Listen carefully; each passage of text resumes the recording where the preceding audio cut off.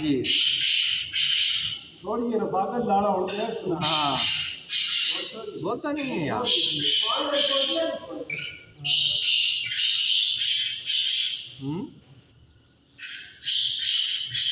बहुत ज़्यादा